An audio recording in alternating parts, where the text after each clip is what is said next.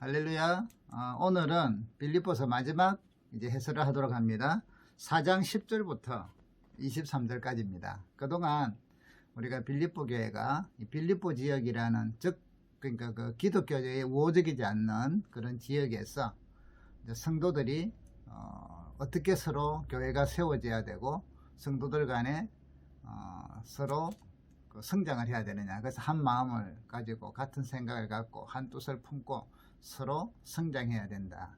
그래서 특별히 이제 지난 시간에 4장 2절에 보면 유오디아와 순두계로 하여금 또 이제 서로 같은 마음을 품도록 갈등하지 말고 또 다른 성도들도 그들이 같이 협력할 수 있도록 같이 또 도와줘라고 이야기하죠. 자, 그러면서 교회는 또 세상을 향하여 교회와 성도들은 어떻게 살아야 할 것인가 하는 것들을 이야기했죠. 항상 기뻐하고 관용을 또한 베풀고 염려하지 말고 또 기도하면서 이제 무엇든지 간에 옳고 참된 것들은 이제 그것을 바라보면서 세상을 섬기고 또 세상 가운데서 빛을 발하라는 하나의 시민권을 가진 사람으로서 살도록 이제 촉구를 했습니다.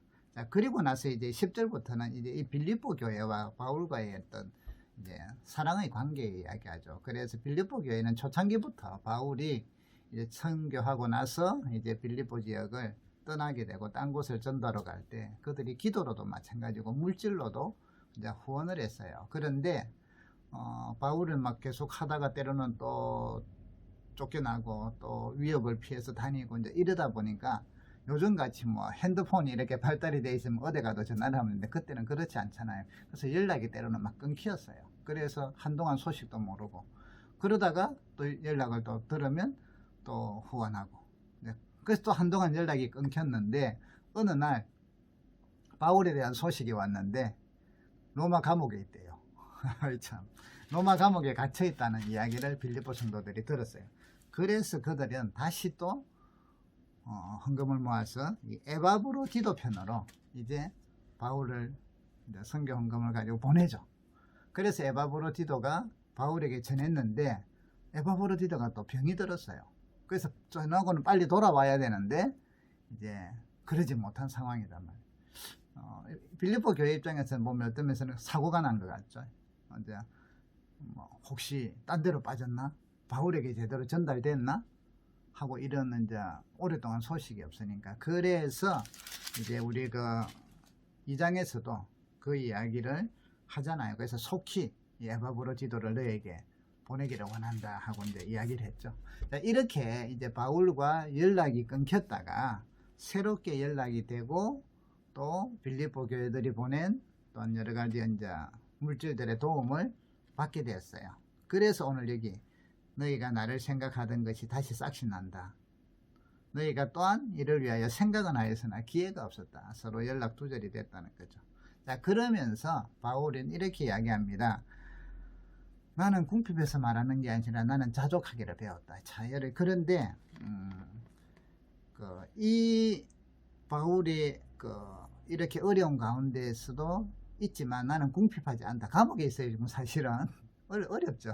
그런데도 나는 일체의 비결을 배웠다. 어떤 비결을 배웠느냐? 자족하는 비결을 배웠다는 거죠. 그래서 12절에 보면 비천에 처하든 풍부에 처하든 배고픔과 배부름과 궁핍과 풍부에 다 처해 어느 곳에서도 나는 그러니까 기뻐하고 또 감사하면서 산다 이 말이죠. 그리스도의 복음을 전하고 주의 뜻대로 살기 위해서 닥치는 그 여러 가지 어려움들이 있지만 그 가운데서도 나는 기뻐하고 감사하면서 또 찬송하면서 사는 그런 비결을 갖고 있다. 그것을 배웠다는 것이죠. 훈련 가운데서 또 믿음 가운데. 그래서 나는 13절에 보면 능력 주시는 자 안에서 주님이 나와 함께 하시고 주님이 나에게 이런 은혜를 주는 한 나는 모든 걸 할 수 있다. 가난해도 이때 모든 걸 할 수 있다는 것은 뭐 슈퍼맨이 돼가지고 어떤 이런 게 아니고요. 주의 일을 주님의 영광을 위하여 내가 가난했어도 복음을 전할 것이고 주의 뜻대로 살 것이고 부유해도 교만하지 않고 주의 뜻대로 살 것이고 이 말이죠. 자, 그런데 14절에 그러면서 그러나 하면서 너희가 내 괴로움에 함께 참여하였으니 잘하였도다. 자, 여러분 바울의 괴로움이 뭐냐면 바울은 복음 전하느라고 참 많은 고난을 당한 사람이에요. 죽을 뻔했고요. 도적도 만났고요. 매도 맞았고요. 감옥에도 갔고요.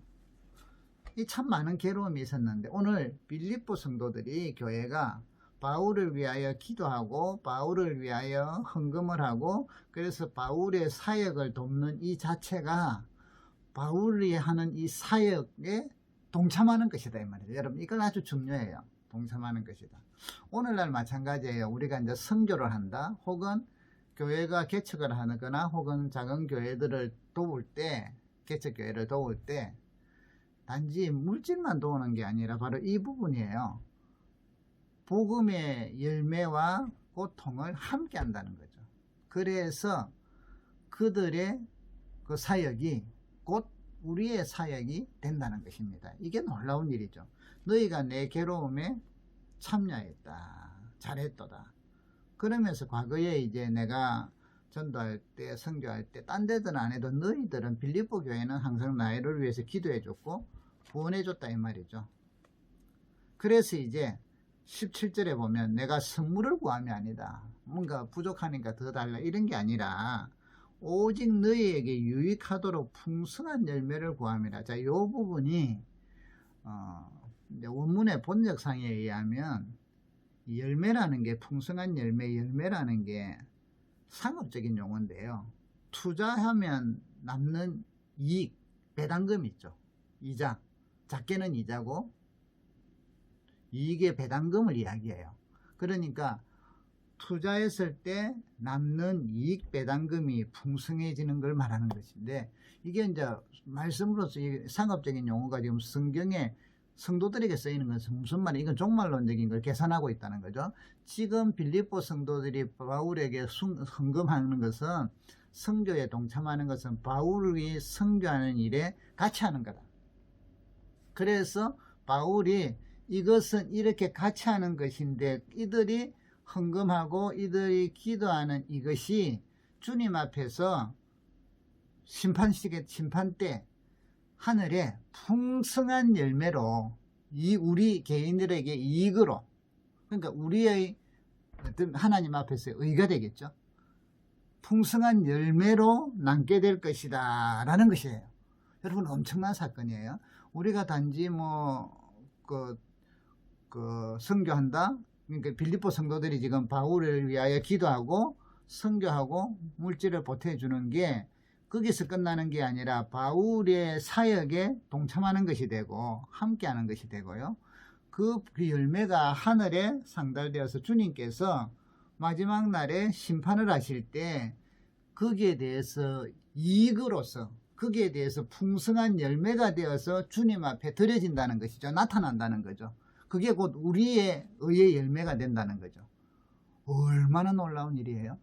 그래서 우리가 여러분 작은 교회를 돕는다, 개척교회를 돕는다, 혹은 선교를 한다. 이것은요, 여러분들이 하면 할수록 그게 뭐가 되느냐 하면 풍성한 하나님 앞에서의 이자가 된다는 거예요.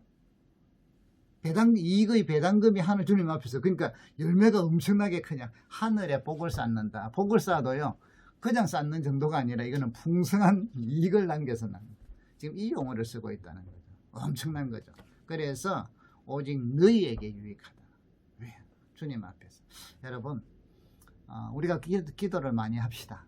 선교도 많이 하고, 작은 교회, 어려운 교회, 개척교회도 많이 돕고, 그것은 우리가 또 해야 될 일들이고요. 또 그것뿐 아니라 주변에 많은 또 구제하는, 또 우리 지역사회에 구제하는 일에도 우리가 많이 또 힘을 써야 할 것입니다. 자, 바울은 그래서 내가 부족해서 구하는 게 아니라는 말이죠. 나는 이리도 살 수 있고 저리도 살 수 있다. 그런데 너희들이 나를 위하여 빌립보 교회가 헌금을 많이 해주고 후원을 할수록 그게 여러분의 하나님 앞에서 쌓는 이익이 열매가 풍성해지는 것이다.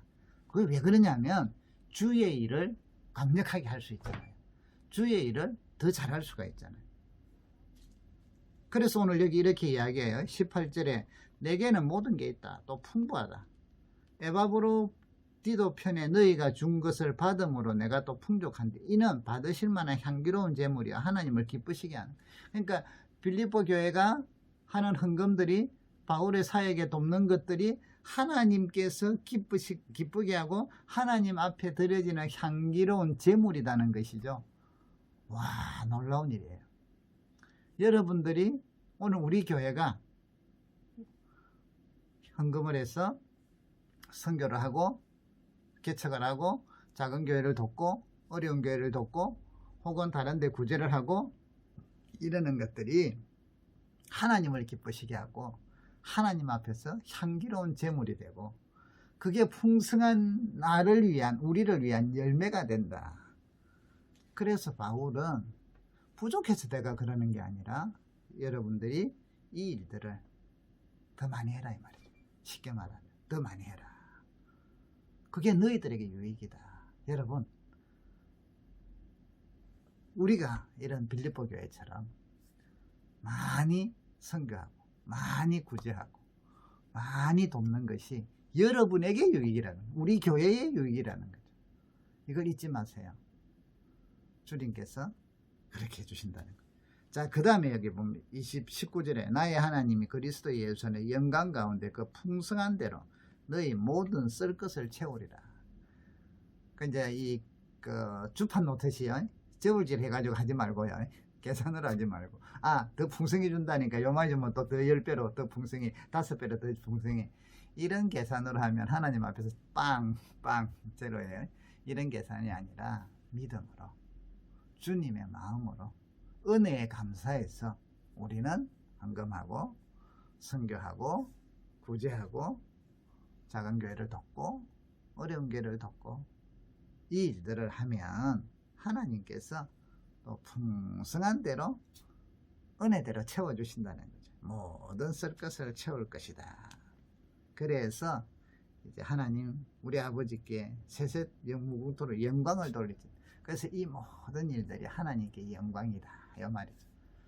우리의 믿음 생활, 여러분들의 믿음 생활, 특별히 이제 우리가 이 빌립보라는 그 교회에 대해서 우호적이지 않는 적대적인 사회, 도시 속에서 교회가 이제 성장해 가면서 성도들 간에 서로 한 마음을 품고 서로 같은 뜻을 듣고 가지면서 주님 나라 확장을 위하여 선교와 또 이런 교회 개척과 또 구제와 이런 것들을 열심히 하고 또 세상을 향해서 우리의 살아가는 모습이 그런 가운데서도 항상 기뻐하고 감사하고 염려거리는 기도로 바꾸고 이러면 하나님께서 마음과 생각도 지키시고 여러분의 삶 속에 풍성한 은혜대로 또 채워주실 겁니다. 그래서 이런 것들이 하나님께 영광이다. 우리 믿음 생활 또 교회 생활 이렇게 할 수 있기를 바라고요. 여러분들도 주님 앞에 갔을 때 풍성한 열매가, 여기 보니까 풍성한 열매를 구함이라. 이게 중요해요. 17절 풍성한 열매를 맺는 그런 우리 성도들이 되시고 우리 교회가 되기를 바랍니다. 그리고 나서 이제 21절 20부터 23절까지는 마지막 문안인사를 하고 있는 것이죠. 그래서 이제 문안인사를 통하여 이 빌립보 서신이 이제 끝을 맺습니다. 아무튼 여러분 빌립보 서신을 통하여 빌립보서를 통하여 주님이 원하시는 마음을 더 잘 아시고 예수의 마음을 품고 살아가는 그런 종들이 되기를 바랍니다. 수고하셨습니다.